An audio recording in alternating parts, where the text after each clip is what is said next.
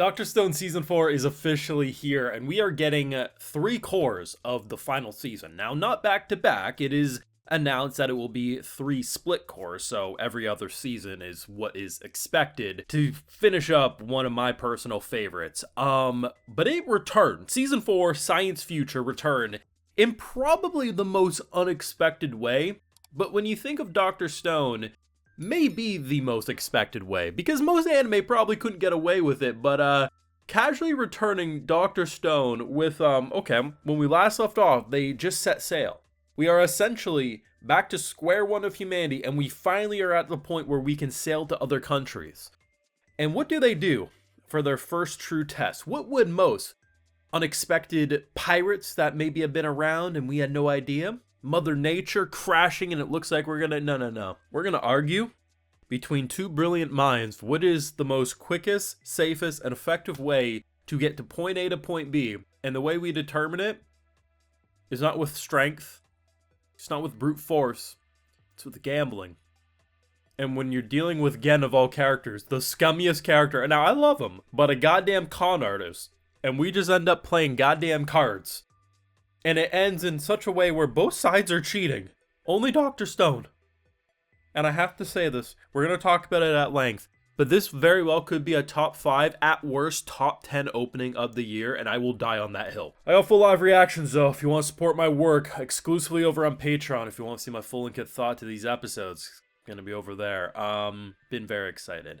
Dr. Stone to me is what I consider to be a passion project, not only for me to cover on this channel, but I truly think the people involved. While I do know it is fairly popular in Japan, which is why we are getting a full adaptation, at the same time, when you look at some of the people, there was recently an article I read, I believe it was Senku's VA, who basically said he wanted the final season of Dr. Stone to be his best work, his masterpiece, basically the magnum opus of his career. And that's just an insane thing to say as a VA, because I don't think I've ever heard a VA say that. I think I've heard VA say things like, oh, you know, this is going to be some of, if not my best work. But to truly be like, I want this, like the passion these actors and the staff behind it have is honestly just second to none. One of the things that's never really drove me insane, but slightly has bugged me or rubbed me the wrong way, is I do think Dr. Stone has always been notoriously overhated on a production level. I'm not going to say Dr. Stone is the best looking show of all time, but I will, with my full confidence in chest, say it is far from a bad looking or moving show. Sometimes it does get stiff. There are episodes in the past that have been mediocre, but as a whole, Dr. Stone has one of the most unique and honestly consistent art styles. When you look at the beginning of season 1, look at where we're now at the beginning of season 4. This show has been running since what, 2019, and they have remained consistent. And honestly, it just feels like an older style anime, if anything, when it comes to the movement. And for a return episode where they could have done a lot of different things, they could have immediately introduced the next threat. I mean, they've already kind of teased it with the whole Y-Man shit. But instead, what they do is they have internal conflict. Now, it's not internal conflict to the point that it's going to ruin and, you know, separate everyone right away. But if anything, if you would have asked me, what would I place money on as the first thing they do this season? Weather storms, like a very bad tropical storm or something, I don't know, like something like that, that's really going to push if the boat's capable of a long voyage. Instead, it's Ryusei and Senku basically arguing.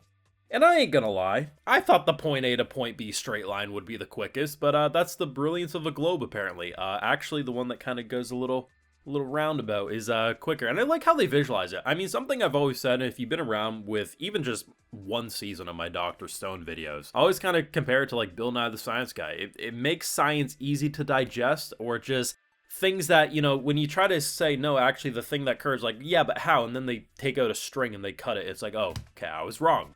I love that about this show, but I love how it's bigger than just simply like, okay, this show's so good at having drama or conflict in a way, because both of them, with what they're saying, wasn't technically wrong. So when it comes to Senku, he's logically most likely right here. However, doing a little more extra could provide for issues, because they don't know a lot of stuff about, this is their first true voyage, who knows what they could run into, storms, weather, whatever it's going to be. Going just point A to point B has the least likely chance of running. You're going straight, like, you're going to see if anything's coming ahead of you, right? Where with Senku's, it could pop up different things. But when the whole thing is we don't have the 70 days to get there, right? By the time we get there, it will be too late, it will be winter, and our whole revival fluid plan is pretty much out the window. They would have to wait until the next coming year, which is, yeah, probably can't happen. So his route, while potentially adding risk and unknown factors, is the only way to potentially get there right at the end and harvest them crops, right? So I like what they did there. I think it's very much a Dr. Stone dilemma, and I think they did a really good job with it. And then it leads into a very fun situation where, I mean, right away when I saw the opening, I thought to myself, man, this feels like a gambling opening. Like, it's just, like, at face value, it's just inserting random characters, but it's got a dance party vibe, man. And I was like, hell yeah, this is what I'm talking about. I loved it. I truly think it's going to be one of the best openings of the year. You can come at me if you want. I'm dying on that hill. And then we end up with gambling. I didn't even... either I'm forgetting something, or they just decide to surprise us with a poker table just casually in their boat, because why the hell not? I mean, they got beer now, too. I'm not sure if that's really the best thing to do. I don't think getting drunk and drinking on a potentially dangerous boat trip is the best idea, but hey, they want to relax. You do you, boss. But yeah, like them just gambling and just being me the whole time being like, he's clearly cheating. Why is he allowed? Only for it to end with Senku essentially counting cards and then having our girl use her speedy maneuverability to do the sleight of hand. Because Senku by himself, it can't do sleight of hand, but you add them together and it's like, this whole thing was just cheating nonsense. And if that ain't Dr. Stone, I mean, what else is? Just an overall great return.